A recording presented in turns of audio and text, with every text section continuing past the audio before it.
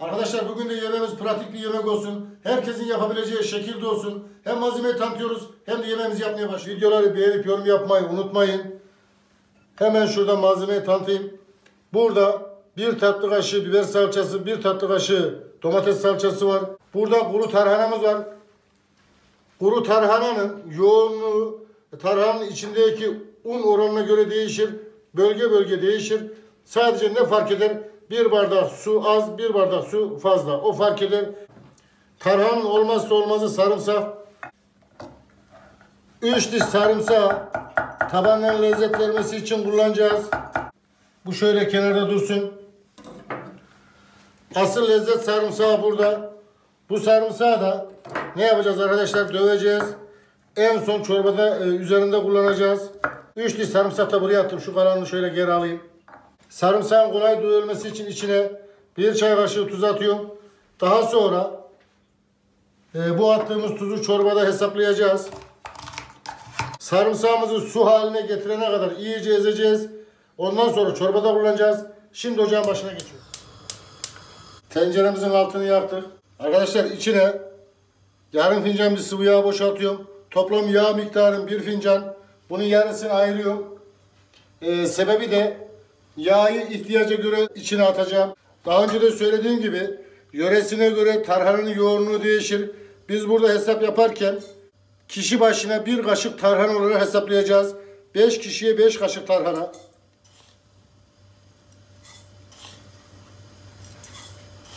Beşinci kaşık tarhanamızı attık.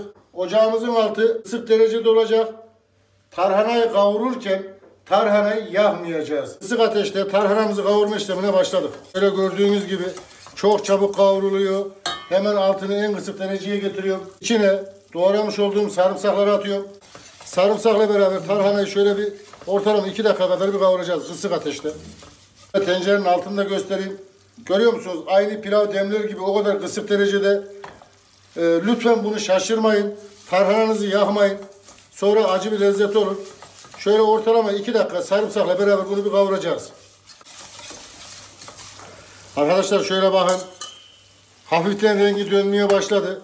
Daha fazla bunun rengini döndürmeyeceğiz. İçine 1 tatlı kaşığı domates salçasıyla 1 tatlı kaşığı biber salçasını atıyoruz.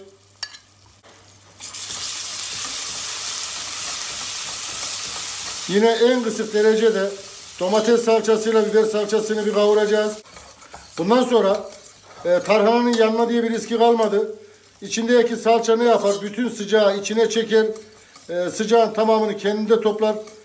Arkadaşlar en kısık ateşte 2 dakikada salçamızı kavurduk. Şimdi bunun 2 yapma şekli var. Birincisi naneyi bir dışarıda kavurmak. İkincisi tencerenin içinde. Yağı ayırmıştık hatırlıyorsanız. Kalan yağdan biraz daha döküyorum. İçinde 1 yemek kaşığı kadarını bıraktım. Şöyle bir daha karıştıralım. İçine 1 tatlı kaşığı kuru nane boşaltıyorum.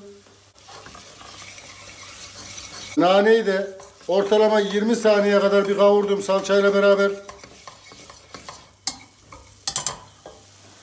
İşte her zaman ne diyorum? Tarhanaya su değdirme. Genelde başlıklarında o şekilde oluyor. Sebebi bu arkadaşlar. Suyu şimdi vereceğiz. İlk etapta suyu kaldırıp doldurmayacağız.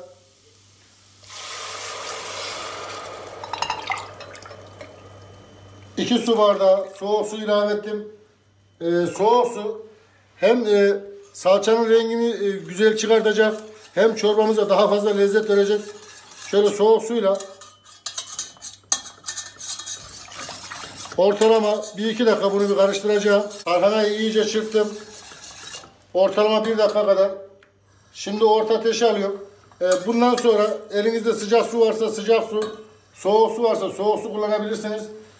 Çorbada birden kaldırıp suyu dökmeyeceğiniz, önce 5 kaşığa 5 su bardağı su vereceğiniz, ondan sonra yoğunluğuna bakacağınız. Tam 5 kaşığa 5 su bardağı su verdim. Arkadaşlar bazı yerlerde işte tarhanalar da ne yapıyorlar? Çok çıksın diye unu basıyorlar içine. Çok yoğun bir un kıvamı oluyor. Onun için mutlaka önce ilk tarhananızda ölçüyü bir tutturmanız lazım. Ondan sonra bir daha aynı ölçüde yapabilirsiniz. Şimdi bunu ara ara karıştıracağız. Orta ateşte. Şöyle bir daha karıştıralım. Şimdi çorbamızın orta ateşte kaynamasını bekleyeceğiz. Çorbamız kaynamaya başladı. Hemen şöyle bir karıştıralım. Çorbanın altını tekrar en kısık ateşe getiriyorum. Bu kısık ateşte bunu 4-5 dakika bir kaynatacağım. Tabii ki kaynatırken de baharatlarını vereceğim. Önce işe lezzetten başlıyoruz. Dövdüğümüz 3 tane sarımsak vardı. 3 diş sarımsak vardı. Onu atıyoruz. Bu lezzet patlaması yapacak. Sebebi de dibinde kavurma yapmadık. Dibindeki aroma farklı şey. Üstüne kattığımız sarımsak lezzeti farklı şey arkadaşlar. Acı seviyorsanız şöyle bir tatlı kaşığı pul biber. Daha önce sarımsağı döverken attığımız tuzu unutmayalım. Yarım tatlı kaşığı tuz daha atıyorum. Ben bunun tuzunu tekrar bir daha kontrol edeceğim. Fazla baharat kullanmıyorum. Sebebi de tarhananın kendi lezzetini, içindeki nanenin, sarımsağın lezzetini bozmasın. Şöyle baktığınız zaman suyu tam gibi görünüyor. Hafiften bir yoğunluk var. Fazladan su vermiş olsaydınız ne olacaktı? Tarhananın su gibi olacaktı. İstediğiniz kıvamı bir daha yakalayamayacaktınız.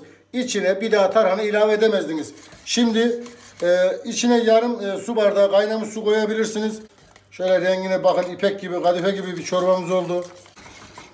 Tam 5 dakika geçti. En kısık ateşte ne yaptık? Tarhanamızı kaynatmaya devam ettik. Çok hafiften bir yoğunluğu var. Hemen şöyle göstereyim. Burada bir çay bardağı kaynamış su vardı. Onun yarısını boşalttım.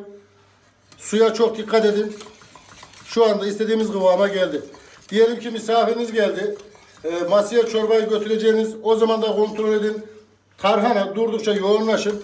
Masaya götürmeden yoğunluğunu ayarlayın. Çorbamızın altını kapatıyoruz. Hemen şöyle çorbamızı dolduralım. Şöyle yoğunluğunu da bir göstereyim. Görüyor musunuz arkadaşlar? İpek gibi çorba oldu. Kepçeyi daldırıyoruz. Bir kere dokunduruyoruz. Çekiyoruz. Bir daha damlama yapmaz.